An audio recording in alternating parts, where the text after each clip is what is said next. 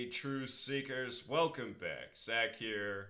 It's January 21st, 2017. Today is the 67-year anniversary of the death of George Orwell, the author of the book 1984, also Animal Farm.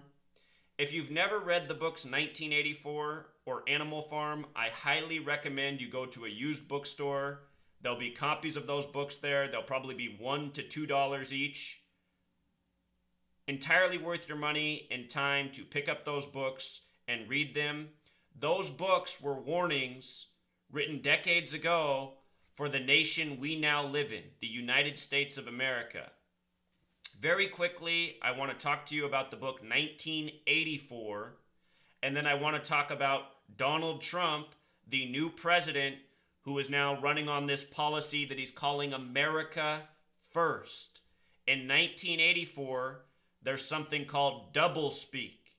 And doublespeak is saying one thing and meaning the exact opposite, which is exactly what this America First policy is. So if you've never read 1984, one of the mottos from that book, war is peace, freedom is slavery, ignorance is strength. And think about those words in regards to this nation. How often do we see our elected leaders going before the people and talking about how we need to wage these wars as we do, especially in the Middle East, so that people can be at peace? This is a crazy concept. War does not bring peace. War brings more chaos, more destruction, more hatred, more division. There's a reason the United States of America has been at war since the beginning of the creation of this nation up to the present. This nation, the United States of America, has brought more war into the world. This nation runs on war. This nation is a war machine. Freedom is slavery. Think about it. Here in the U.S., we tell ourselves that we're free, but we're not really free. We've never been free. In this nation, when we're born, we're stamped with a number. And we're born into a nation that has rules that we have to follow. For example, our parents have to put us in the education system. It is required by law. And when you realize what our education system is, you see why this is wrong. Our education system is not about empowering us. It's not about giving us skills and knowledge. It's not about increasing our quality of life. Our education system is about socializing us to the ways of this nation. You know, we have to go to classrooms for the majority of the day, and we learn to circle answers on paper that in truth aren't even correct. For example, we're all taught for many years that Christopher Columbus discovered a nation where millions of native people already lived. Why are we taught that? It doesn't even make sense. How can a man discover a place where people already live and have had, a way of life, a culture for thousands of years? See, we're not taught to think correctly. We're not given critical thinking skills. We're taught to circle answers that we're told are correct. Essentially, our education system is making us believe in a narrative that somebody wants for us. As many hours and years as we, the American people, spend in public school classrooms, if our time was better spent teaching us real skills, how to build, how to grow, how to take care of our bodies, we could produce a nation of very young, skillful, talented people. The powers that be, though, those who run our nation, they don't want this. They don't want skillful, informed, knowledgeable people. They want people with just enough information, just enough ability to be sent off to fulfill the meaningless, mediocre jobs that so many of us take on. These jobs that pay us a meager wage. And then with that meager wage, we scrape by to pay our bills to stay afloat. This entire system is by design. They make it hard for people to branch out and be entrepreneurs and create their own business by having government red tape, by making it expensive to get licenses and the paperwork done to start your own business. You know, how many of us right now live in towns where there's vacancies all over at the strip malls, and maybe one of us could go in there and start a business? But the reason we can't is because the rents are so high. You know, there's these strip malls that are completely vacant, but nobody can afford the monthly rent.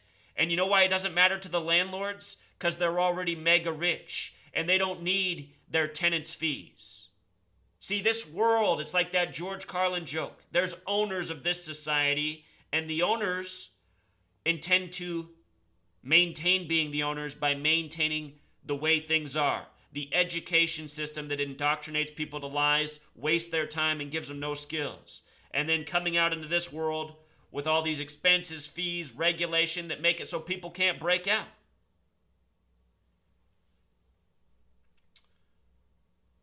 This next line, ignorance is strength. Ignorance is strength. You know, you see it all over this nation. Look at all the people at the Donald Trump rallies. They think this Donald Trump's a populist. They've been taken by the actor agent who's playing his part in selling out the masses. Donald Trump, more than a year ago, said he's grateful for all of the uneducated people, the ignorant people. Think about all these people at these rallies chanting, USA, USA. All these people who have their heads filled with that they live in the greatest nation ever. You know, really they live in a nation that's never respected them, that's wasted their life, that's held them down, that's kept them from reaching, you know, their purpose, their potential. A nation that has kept people ignorant and then celebrating that ignorance. For all of us who speak out and seek truth, we know how this is. I've been telling people about the lies of 9/11 since it happened. I was 18 years old. Almost everyone said the same thing back to me. Move out of the country then. You know? These people don't even want to confront the truth. They'd rather remain ignorant, and in that they think they're strong. They think they're patriotic. They think they're greater than thou. So this is from 1984. Show you something about 84 with regards to the United States of America. There's a language called Gematria, the practice of coding numbers into words. United States of America sums to 84. The United States of America, founded by Freemasons. Freemason mottos, divide and conquer, order out of chaos. Divide and conquer has Gematria of 84. So does order out of chaos. Donald Trump, the latest president. Today, his first full day in office. Yesterday, Inauguration Day. Donald Trump is a Jesuit, and I want to show you something here with the alphabetic order about the word Jesuit. The word Jesuit is 84. This is the Masonic order within the Catholic Church. You know, U.S. history. We're taught that Christopher Columbus, CC, sent over by the Catholic Church, the CC, who discovered the Americas and came here and named the people Indian. Indian. Let me show you something about the word Indian in regards to Freemasonry. Indian equals 33. Number of obsession for Freemasonry. Masonry equals 33. Secrecy equals 33. Christopher Columbus, Catholic Church paid for his voyage. CC, C the third letter, CC 33. Christopher Columbus discovered the Americas. So anyhow, real quick, just an introduction to Gematria. Practice of coding numbers into words, how it relates with the title 1984. If you read 1984, the main character is Winston. Winston 33. And as it turns out, this number 33, it's very relevant to us as people. People 33, person 33, society 33, order 33. The New World Order is an old world order, a Masonic world order. We people have 33 vertebrae in our back. You know? Show you something else. George Orwell, born June 25th, 1903. June 25th, 1984. That's the date Purple Rain, Prince's album, released. Prince died earlier this year by the numbers. Yesterday I showed how his death seems to be very much connected to Donald Trump's presidency. Check out yesterday's video. A lot to explain. Connects him with the royal family. over in the UK. Orwell died in the UK, died in London, January 21st, 1950, 67 years ago today. Anyway, June 25th, the author, George Orwell's birthday of 1984. June 25th, 1984, the day Purple Rain came out. You know, it began to rain as Trump took the podium yesterday. Check out all that I showed in yesterday's video. And if you missed all my work on Prince in the past year, I have probably 20-some videos on his death. The first of those videos I made was in February before he died, saying why we would probably be reading about the death of Prince soon. February 16th, I put out the video on why Prince's death was likely not too far off. Prince said, "I would die for you," on Purple Rain, with the number 4, the letter U. He died on 4/21. U is the 21st letter. 4U, 4/21. Prince dead 33 years after recording that song in 1983. Dead in 2016. So 1984, the book we're talking about, published June 8th, 1949. That date can be written 8/6. Republic equals 86, Citizen 86, Symbol 86, Triangle 86, Pyramid 86. From the release of the book to the death of Orwell was 227 days. Very interesting. It's also 228 days, a full span of 228 days, or 227 days later. The word death, just show you this real quick. In Sumerian Gematria, death equals 228. With the alphabet, if you write out 22 divided by 7, it sums to 314. 22 divided by 7 will give you pi, 3.14. This number 227, him dying 227 days after his birthday, it is significant all throughout history as well, because it all comes back to cycles and circles. We live in a world of cycles and circles. Pi has everything to do with that. 22 divided by 7, taking us to pi. Trump, who is a Jesuit, went to the Jesuit school, Fordham University. Fordham University, 227. Jesuit school. So anyhow, let's go back now to Donald Trump's America First. Again, in 1984, the book is about how the leadership says one thing and always does the opposite. Here's Donald Trump. He has these people duped, thinking he's this populist that's going to restore power to the people. Well, let's look at his America First agenda to see how transparent the lies are. The first thing for America First is beating ISIL and other radical Islamic terror groups. ISIS, this Islamic boogeyman that was created at the end of 2013 after John Kerry and Obama failed to rally public support for a war with Syria. Then right after that, the story of ISIS, this Islamic extremist group, this offshoot of Al-Qaeda coming out of Syria and Iraq, and our own government, our own media even letting us know that this group was created because of the failed wars in the Middle East started after September 11th. Now, let's not forget that Donald Trump, in his January 15th, 2000 book, The America We Deserve, predicted 9/11 at the World Trade Centers and even knew that it would be blamed on Osama bin Laden. The reason that was so is because Donald Trump is part of the New World Order agenda, and 9/11 was an event planned out for decades before it happened. That false flag planned several decades before it happened. World leaders in the NWO, the powers that shouldn't be, they had foreknowledge of 9/11 many years before it happened, including people like Trump. But anyway, Donald Trump's first policy in America First is fighting an Islamic boogeyman in another part of the world that is all part of an ongoing agenda. Let's think about reality here for us Americans. How many of us have ever seen an Islamic terrorist in our lives with our own eyes, not counting the television? Who's seen an Islamic terrorist in the United States of America? The answer is no one, ever.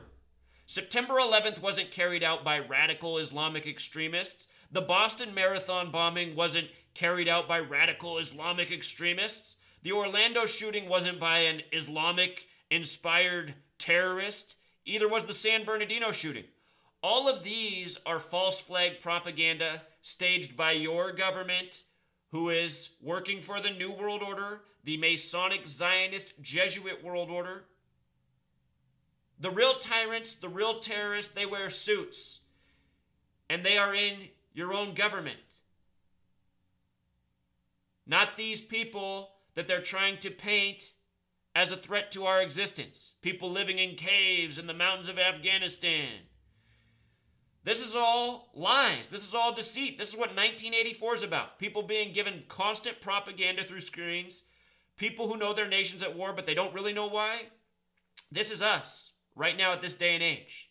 And now here we have this candidate trying to pretend to be a populist, saying he's all about America first, and his first order of business is continuing on with the false wars against the false boogeyman. What are the real problems in America? What are the real problems? The real problem is this. This is the real problem. You can boil it down to one thing. The real problem in America is we are born into a nation where most of us, we have two parents. Well, a lot of us don't even have two parents. We'll say our one or our two parents, what their circumstance is they are working slaves. They're doing all they can to stay afloat. They don't have any time to spend with their kids. They don't have time to do anything besides, go to work, make food, go to bed, maybe watch a sitcom. This is how almost every American's life is. Slaving to get by, having no time to really do anything, having no time to spend with their own children. Most children spend more time in the state schools than they see their own parents and the time that they're growing up. So, in America, we have a nation where people don't even have time to be family. Their job is about grinding so that they can pay their taxes and pay their bills. And what are the consequences of that? All these behavioral problems, parents who don't feel safe to let their children go outside. So what do the children do? They grow up in front of the TV. We have this childhood obesity epidemic,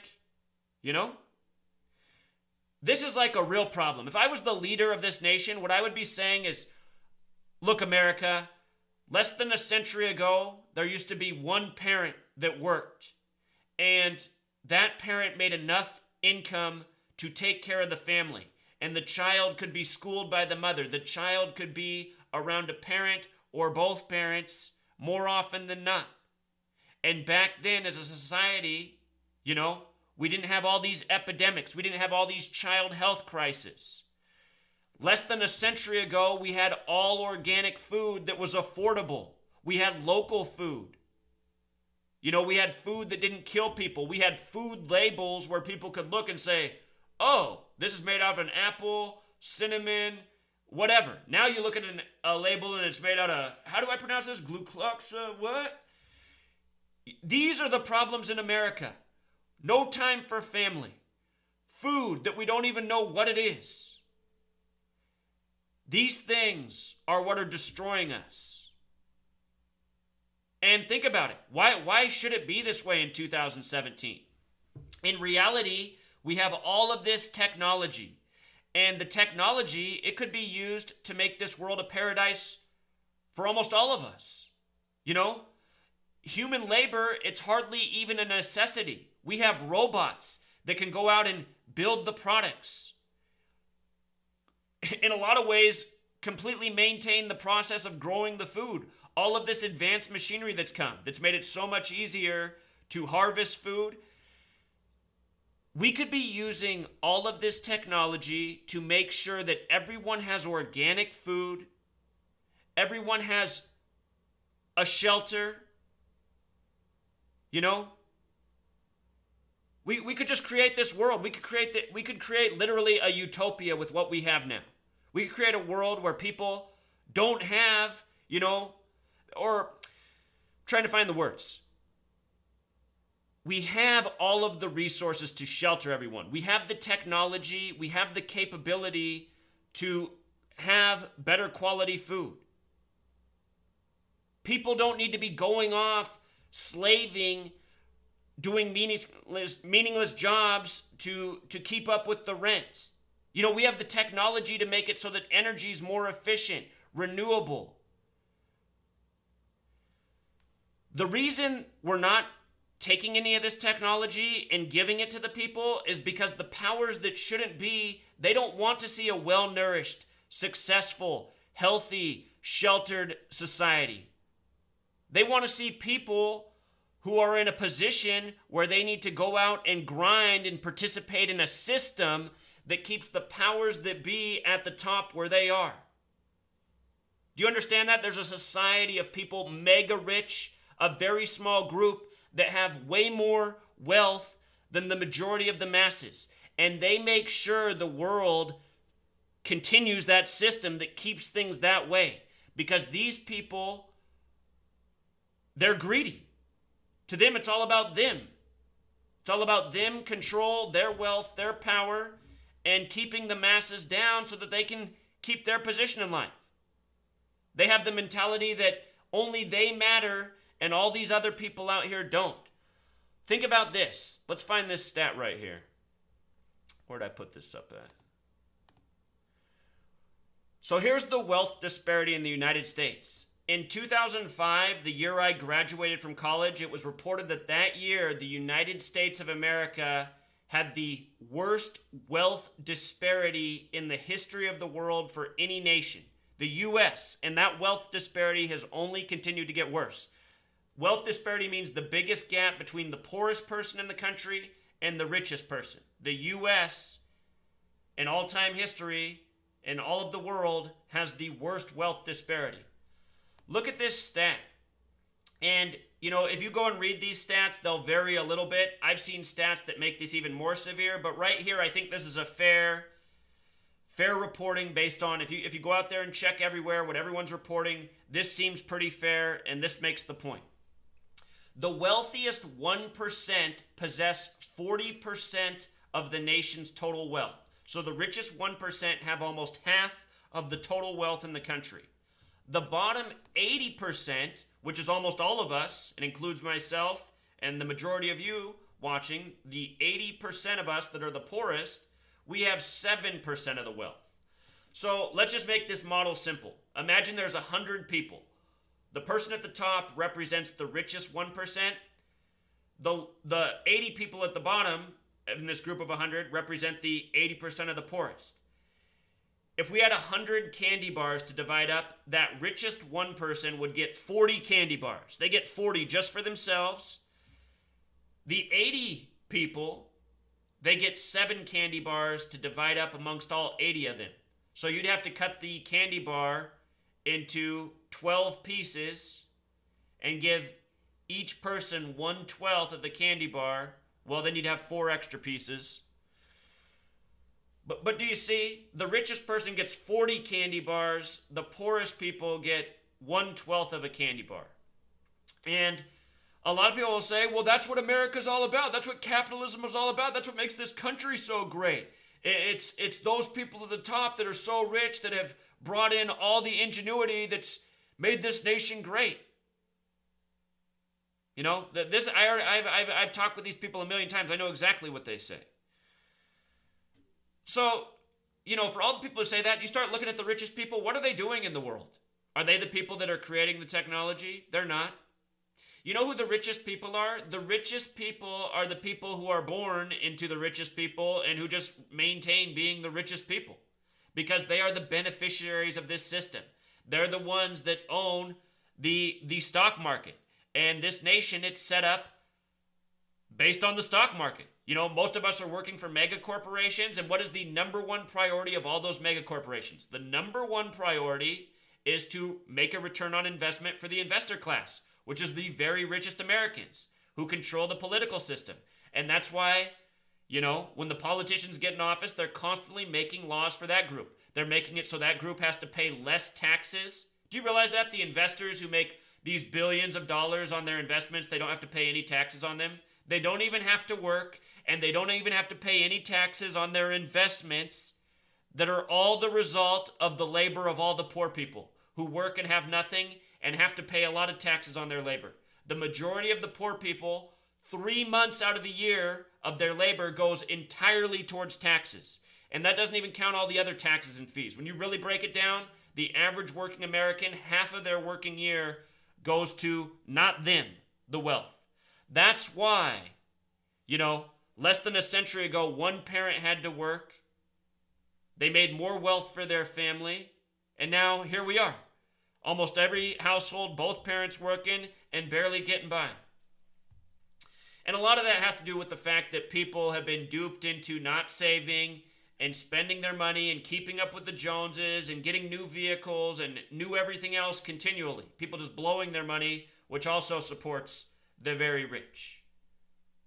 But again, this goes back to our education system, which doesn't teach people any common sense. It doesn't teach them any critical thinking or how to make out in this world. Just pretty much teaches them how to be drones and slaves to a system.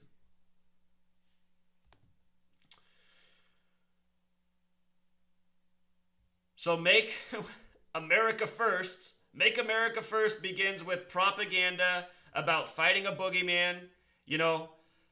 Look at the stats. Who's dying from terrorism in the world? Almost no one. More people are dying from bee stings every year in the United States than people dying worldwide from terrorism. True stat. And further, again, what we're being told is the threat. It doesn't even exist. It's made up by our government. It's propaganda, which Donald Trump is participating in. So after beating ISIL, after beating the boogeyman, that's America first, then what's the next priority? A massive military spending program. Hello, this is what we always have in America. Who remembers what Donald Rumsfeld came out and said September 10th, 2001? The day before 9/11, Donald Rumsfeld, the Secretary of Defense, what did he say? It was the front page of the New York Times the morning of September 11th, the front page before the attack. In 1984, there's a phrase called down the memory hole. The story of Donald Rumsfeld from September 10th is down the memory hole. That means the things that people don't remember anymore. Donald Rumsfeld, the day before 9/11, said that the Pentagon had misplaced more than $2 trillion, a sum of dollars that aren't even conceivable. $1 trillion is $1 billion 1,000 times over, and $1 billion is hardly conceivable. So the Pentagon lost $2 trillion in 1999 and 2000. So in 2 years, they lost more than $2 trillion. And just think, how do you lose $2 trillion? You cannot lose $2 trillion. But Donald Rumsfeld came out and said that the Pentagon lost this in 2 years' time. That means they were losing tens of millions of dollars every single day. How do you lose tens of millions of dollars every single day? Anyway, Donald Rumsfeld said that because the Pentagon had lost that much money, the Pentagon was now going to have to be transparent and drastically reduce its budget. Well, the next day, September 11th happened, and nobody remembers any of that. Nobody cares about any of that. You know what happened the next day? The Pentagon's budget became less transparent and increased.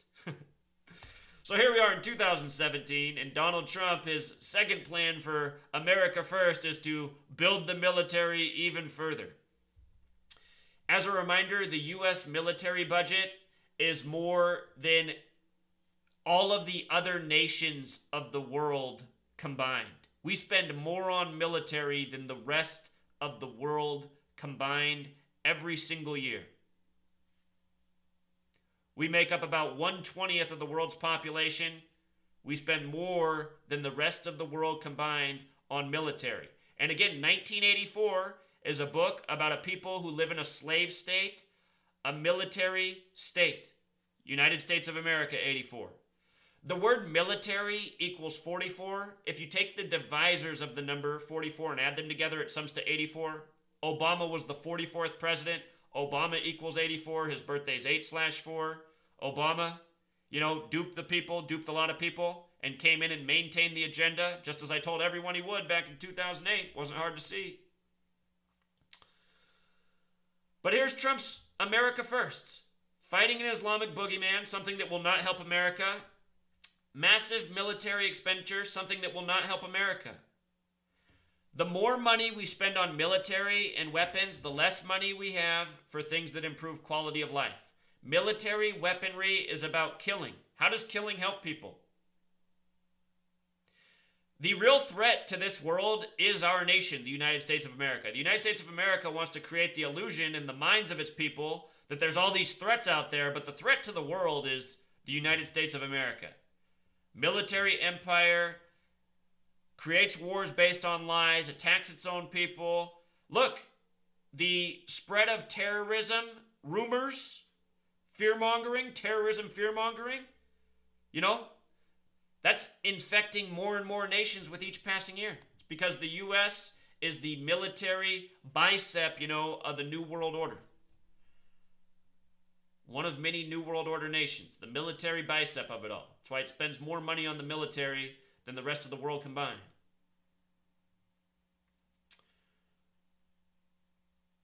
So the next thing, reoriented diplomacy. And they write, the world must know that we do not go abroad in search of enemies.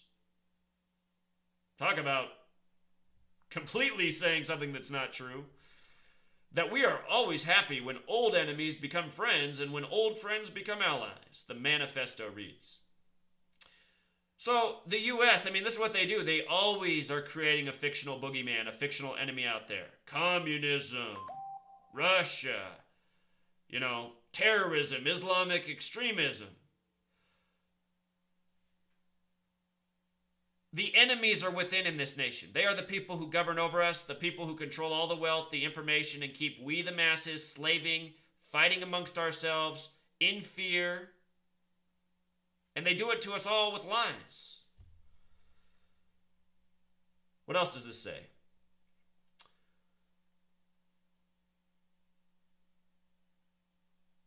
Okay, so the next thing is redefining global trade. Redefining global trade. Now, global trade, is that something that really impacts? Is that really an issue for the American people? Global trade is something that mega corporations focus on. The United States is a corporation, a nation run by industry and banking. Decades ago in the 90s when NAFTA was passed, that was Republican legislation passed by a Democratic president, just like Obamacare was. Obamacare was Republican legislation passed by a Democratic president. Obamacare originated with Mitt Romney's Republican administration, then passed by the Democratic President Obama. NAFTA, created by Republicans and passed by Bill Clinton, the Democratic president.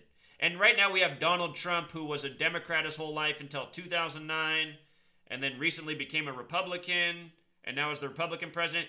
It doesn't matter. Both parties represent the same tyrants. It's a divide and conquer of the people, different rhetoric, same governing tactics.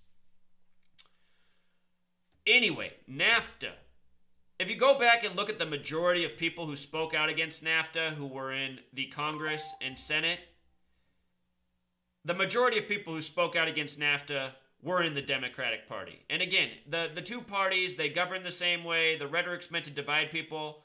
But if you want to find the only honest speech in the history of our congressional representatives, you're only going to find it from Democratic candidates. The biggest Republican truth talker ever is probably Ron Paul. But for every truth that Ron Paul said, he had 100 things that were way off base. Ron Paul is cuckoo crazy. And an agent. A lot of people think he's an honest man. He's not. He's just hope for the hopeless. But anyway, you go back and listen to like a senator like Byron Dorgan. Byron Dorgan was ripping NAFTA a new asshole back in the 90s. And at the same time, Byron Dorgan I recognize as another agent too. But go back and listen to what Byron Dorgan said that NAFTA would do. Byron Dorgan told you exactly what the future of NAFTA would be. He said it would depress so many crucial markets in Mexico, and because of that, it would create all sorts of illegal immigration into the United States. NAFTA made it so that the corn farmers in Mexico couldn't make any money off their corn. And corn was a major industry in Mexico prior to NAFTA. NAFTA destroyed all of the corn farmers in Mexico, and for a lot of people, that was how they made their money. And the entire industry was wiped out. So all of a sudden, you had all these poor, desperate people. And guess what? The next closest jobs were across the border in the United States. So everyone saw what NAFTA would do with illegal immigration. And you know what? It's all by design. They want the illegal immigrants here because then they can exploit them and keep their costs down, you know? Everything going on is by design. It's all part of a master plan. You know, think about it. You bring in these illegal immigrants. You don't even have to pay them. Look at all the mega corporations that exploit the mega. If you have not done your homework, you don't realize what's going on. Mega corporations, from meat packing industry to these mega agricultural giants, they funnel in the illegal immigrants. They actually bust them in. They bring them across the border, and then they exploit these people. You know? They have them work. They promise them that they'll pay them after months. They'll give them cheap housing. They'll pay them after months, and then they never even get paid. And then they all get shipped back to Mexico, and then they have to come back again. This is the kind of stuff that's been going on in this nation for decades that's a secret to the masses. But it's all documented. It can all be researched. All the information is out there. All these people that hate on Mexicans and illegal immigrants, you guys have to recognize what's being done. All of this is by design. If they wanted to build up Mexico and help, you know, bring more jobs there so that their nation's successful right next to the U.S., they could do that. And you know what? As a U.S. citizen, you should want to see your southern neighbor be successful. You know, synergy. You're only as strong as your weakest link. You know, we need to start seeing the people of this world as the people of the world, not seeing people based on what false border they live behind. It's the New World Order against the masses, and the New World Order keeps the masses fighting with themselves over nonsense. So another part of this America First, leader of the free world no more. In some, the warm, fuzzy conceit of America, the well-meaning, oft-blundering global super cop trying to spread democracy has officially disappeared. So this is Trump saying, you know, he's not going to be a nation builder. He's not going to go out there and police other nations. Well, his first thing is about fighting ISIS. I mean, it's already a direct contradiction. But here's my recommendation for all of you. The last Republican president, George W. Bush, the son of the Republican president before that. You see that? We got father, son, now Trump. Anyway, go back to what George W. Bush was saying in 2000 when he was running. He was saying he was against nation building. He was saying he was against world policing. He said one of his father's greatest mistakes was going to war in Iraq. Guess what? The whole George W. Bush administration turned into nation building, policing the world, you know, building up military bases all over. Turned into everything he said it wouldn't be. And of course people will say, well, that's because 9/11 happened. Yeah, but you need to understand 9/11 was planned. It was all part of the agenda. And Trump, the same type of thing could happen while he's president. And he'll say, well, that's what I was saying before this. Now here we are, we're back to being the cop. And I mean, he's already saying we should be the cop. He's saying we're going to fight ISIS, the Islamic boogeyman supposedly all over the world. So even his own policy doesn't make sense. And it's not meant to. It's all a joke. This is 1984. This is reality TV stars, the President of the United States. It's all part of a grand mocking. So let's close out here with a key word from Orwell's 1984. The word is called double speak. Double speak is when you say one thing and mean another. America first, not hardly. This is the New World Order first. This is the New World Order agenda continued. This is just where we're at in 2017. America first. If it was America first, it would be about restoring wages to the working people. After World War II, one parent could generate more wealth for their family now than two parents can. Why is that? Shouldn't be that way at this day and age. things should be better for us based on the technology and ability we have. And the only reason it's not is because we're being manipulated, taken advantage of, so that we are kept in the slave state we live in. You know, America first. That's about restoring wealth to families so families can be families, allowing people to be in their community so children can return to the streets, to the parks, to play outside. This is what America first would look like if that was a policy. Not, we're going to go fight the Islamic boogeyman and even spend more money on the military. Unbelievable. Well, actually, it's not. It's just more of the same. Doublespeak in Gematria also sums to 666, number of the beast. Remember, New World Order has the Gematria that matches number of the beast. Number of the beast, 666 from Book of Revelation, the final book of the Bible. Doublespeak, war is peace, freedom is slavery, ignorance is strength. You want to know what's awesome? Right as I was about to start this video, I just like to keep an eye on my comments. Right as I was about to start the video, somebody posted this. T. Little, I'm reading 1984 by George Orwell, and I just got past the part where Winston reads the book explaining the grand scheme. I was hoping you could review the material written in the chapters about war and peace and keeping the people ignorant. The things expressed are exactly what is being done to us. I think your viewers would greatly benefit from knowing more about the details of the book. Thanks, Zach. Keep up the excellent work. So, again, go out and get this book. You got a used bookstore nearby. I guarantee this book's going to be there. It's going to cost $1 to $2. Paperback version. Read it, cover to cover, you know?